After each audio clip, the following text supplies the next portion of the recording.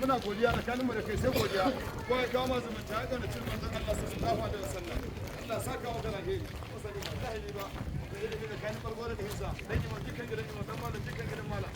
musali ba jahili ba dokta masanin dokta dan mu bashir mai tuna muka da Abubakar amma